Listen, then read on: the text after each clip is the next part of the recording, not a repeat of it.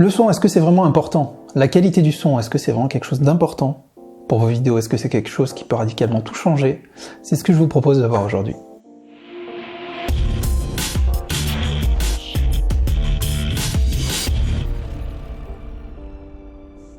Bonjour à tous, j'espère que vous allez bien, très content de vous retrouver pour cette nouvelle vidéo. Le son, est-ce que c'est quelque chose d'important?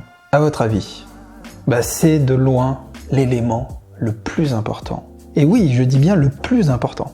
L'idée reçue, c'est de penser que l'image, c'est le plus important. On veut toujours des boîtiers grand angle, qui filment de mieux en mieux, qui permettent de faire entrer de plus en plus de lumière avec une résolution irréprochable, du 4K, des débits d'image en 120 images secondes ou autre. C'est bien gentil, mais vous pouvez avoir la plus belle image du monde, tant que le son est mauvais, votre vidéo, elle ne sert à rien. Elle ne sert à rien du tout. Il faut mieux avoir une vidéo de piètre qualité en termes d'image, avec un très bon son, qu'une vidéo 4K parfaite avec un mauvais son. Ça peut surprendre, mais pourtant c'est le cas. Instinctivement, dans l'ordre des sens, on va, bien entendu, le corps va mettre beaucoup plus d'intérêt et de priorité à ce qu'il entend. Vous allez devoir donc faire très attention au son dans votre vidéo. C'est normal et ça se comprend. Si par exemple je n'utilise pas de micro et que je commence à me filmer, il va y avoir plein de soucis. Je vais être bien trop loin de mon boîtier, il va avoir de la résonance en fonction de l'endroit où vous êtes, on va mal entendre, les niveaux vont être très bas, le son va être très caverneux. Donc surtout, ça sert à rien d'acheter un bon boîtier s'il n'y a pas de l'équipement son derrière. Équipement son, donc il faut voir les choses simplement. Pour moi, une des meilleure alternative quand on est youtubeur, c'est une des alternatives la moins onéreuse finalement. C'est le micro-cravate. Le micro-cravate, comme j'ai ici. Alors moi j'utilise une version sans fil, mais un micro-cravate, à la base, c'est un fil, un petit micro. Ça capte le son de façon omnidirectionnelle, donc tout autour de vous. Vous le mettez devant vous, et plus le micro, ça c'est la règle d'or, plus le micro est près de votre bouche, plus la qualité du son sera bonne. En théorie. Après ça dépend aussi du micro, mais c'est surtout ça, c'est surtout la distance qui va beaucoup jouer. Le fait d'avoir un micro-cravate vraiment près de la bouche, donc qu'on met souvent sur le torse, c'est une des meilleures solutions. Ça coûte pas cher, un micro-cravate, ça coûte pas grand chose. Je vous mets d'ailleurs des liens dans la description, mais vous aurez toujours un excellent son. Là, le problème c'est le fil. Vous allez me dire, le fil entre le boîtier, on a des soucis, on n'est pas très libre, ou alors il faut des câbles très très longs. Et effectivement, c'est contraignant, dérouler, réenrouler.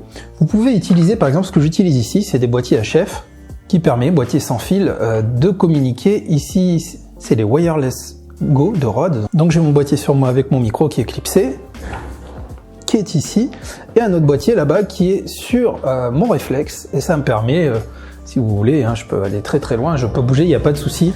Le son sera toujours le même, voilà. Si toutefois vous voulez une installation plus simple, il y a aussi quelque chose, mais tout en restant libre. Quelque chose, ça fait des années que je vous en parle, c'est l'IC-DTX. Vous avez dû voir pas mal de youtubeurs l'utiliser, cette petite bestiole. Donc l'IC-DTX, c'est à la base un dictaphone, mes amis, c'est pas un micro. Dictaphone que vous pouvez clipser ici. J'allume, je parle, et c'est parti. La captation de son va se faire ici, va s'enregistrer bien entendu dans le dictaphone, donc j'ai aucune connexion avec mon appareil. Le seul inconvénient, c'est qu'il va falloir synchroniser après en traitement, mais aujourd'hui ça se fait en un clic, c'est automatique sur vos logiciels de montage. Vous sortez le son en MP3 de votre enregistreur IC-DTX, vous synchronisez avec le son du boîtier, puisqu'il y a une prise son du boîtier aussi, et vous pouvez synchroniser tout simplement, et après vous pouvez faire votre montage. Très très bien, du coup vous pouvez l'utiliser avec n'importe quel type de caméra. Vous pouvez vous éloigner de votre caméra, c'est aussi très intéressant quand on fait des vlogs ou autre. Très bonne qualité de son, vraiment, comme un micro-cravate, voire même parfois mieux que certains micro-cravates. Je ne peux que vous le recommander, moi je m'en passe pas. Ensuite, vous avez des micro-canons. Micro-canons, ce genre de choses. Là c'est un Boya, BYM1. Vous pouvez le mettre soit sur votre téléphone, sur votre appareil photo, pareil.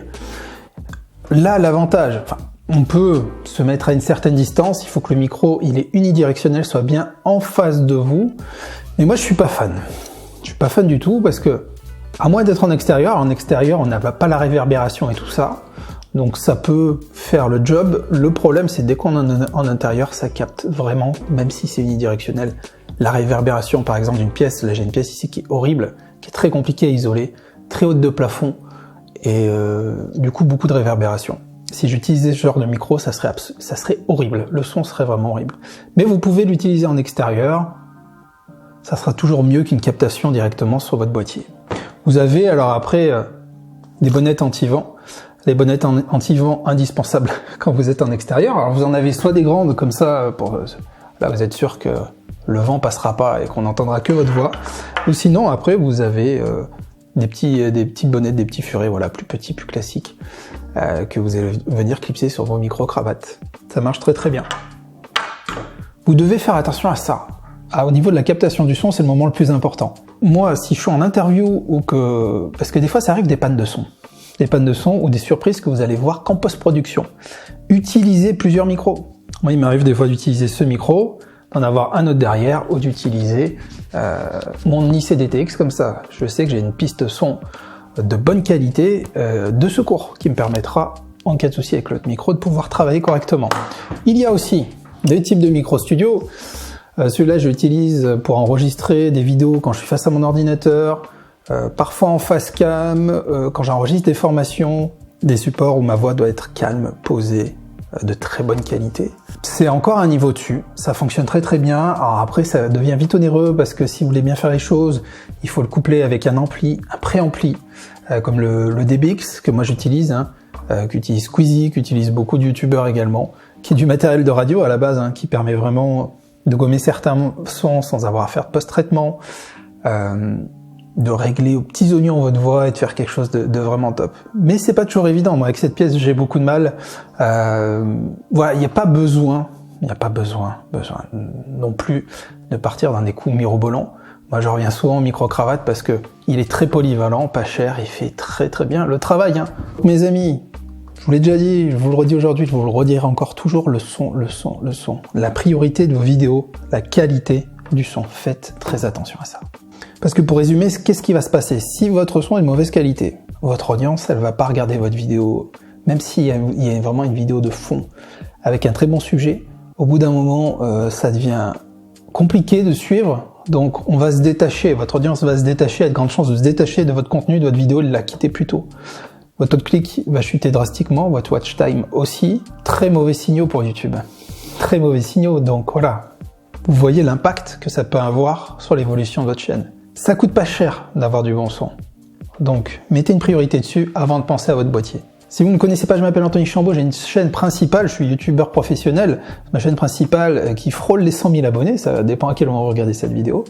Je vis de cette chaîne-là, je suis aussi artiste peintre, et je fais en fait sur cette chaîne secondaire un retour d'expérience où je vous montre les coulisses et je vous donne tous mes petits conseils comme je l'ai fait aujourd'hui. Voilà, n'hésitez pas à vous abonner pour recevoir bien sûr les autres vidéos parce qu'il va en avoir plein. Moi je vous remercie, puis je vous dis à très bientôt pour une autre vidéo. Ciao ciao!